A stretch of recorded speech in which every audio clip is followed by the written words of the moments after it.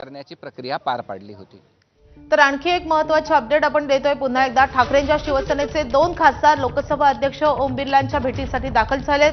अरविंद सावंत आणि अनिल देसाई संसदेत दाखल झाल्याचं कळतंय। आता ठाकरेंच्या शिवसेनेकडून देखील आता प्रयत्न केले जातात। पुन्हा एकदा कृष्णा तुमच्याकडे येते। आता व्हीप जारी करण्यात आलेला आहे ठाकरेंच्या शिवसेनेकडून। त्या व्हीपचं आता नेमकं काय होणार आहे? खरं तर आता ही सगळी न्यायिक प्रक्रिया असेल की हा व्हीप किती काळ आधी बजावणं गरजेचं असतं किंवा हा व्हीप मिळाल्यानंतर यात अनेक गोष्टी आहेत।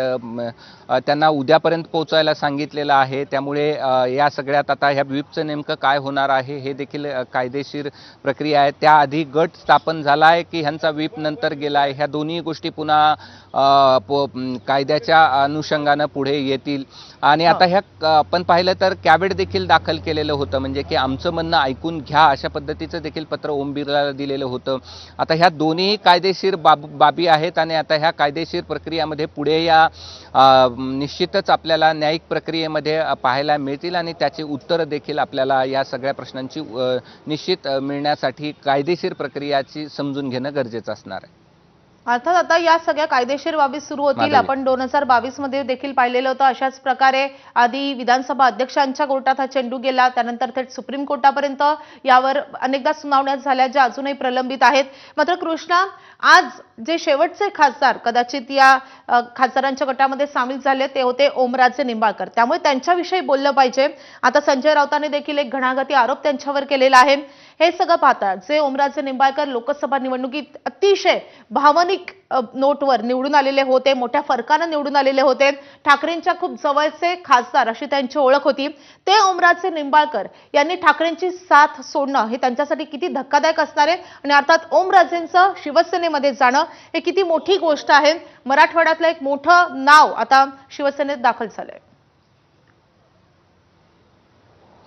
आपण यासाठी एक गोष्ट लक्षात घेतली पाहिजे की ज्यावेळेस सुरुवातीला शिवसेनेचे 2 भाग झाले त्यावेळी देखील काही खासदारांनी पक्ष सोडलेला होता, मात्र त्यावेळी बंडू जाधव असतील त्याचबरोबर ओमराजे असतील हे मात्र शिवसेनेसोबत एकनिष्ठ राहिलेले होते। ते एकनिष्ठ राहिले, त्यांना त्यांचं तिकीट देखील मिळालं।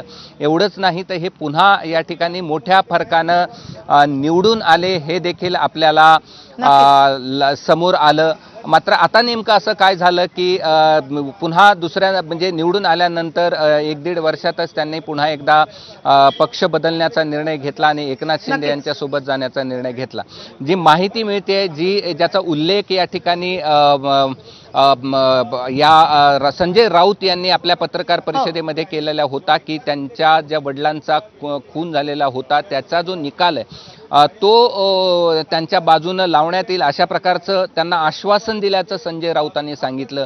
शिवाय अन्य एक बाब यामध्ये बोलली जाते की त्यांचे भाऊ आहेत, त्यांची एक बँक आहे आणि त्या बँकेच्या प्रकरणातून त्यांच्यावरती या ठिकाणी दबाव आणल्याचं देखील काही उद्धव ठाकरे यांच्या पक्षातील नेत्यांनी नाव न घेण्याच्या किंवा आपलं नाव न सांगण्याच्या याच्याबद्दल एबीपी माझाला सांगितलेलं होतं आणि त्यामुळे अशा प्रकारची आश्वासनं दिली गेली आणि त्यामुळे पुन्हा काही निधी दिल्याचा देखील आरोप या ठिकाणी केला। काही पैसे कोट्यावधी रुपये दिल्याचं देखील संजय राऊत यांनी ट्विट केलेलं होतं आणि त्यामुळे संजय राऊतांचा जो दावा आहे तो पाहता आता पुढच्या सुनावणीमध्ये पवनराजे निंबाळकरांच्या हत्येच्या प्रकरणाची जी काही सुनावणी होणार आहे जे त्या संदर्भात आता नेमकं काय घडतंय पाहणे तितकंच महत्त्वाचं असणार आहे। कृष्णा, तुम्ही सोबतच राहा। बुलेटिनमध्ये एक छोटासा ब्रेक घेतोय आणि लगेचच परतणार आहोत। कुठेही जाऊ नका, पाहत राहा एबीपी माझा।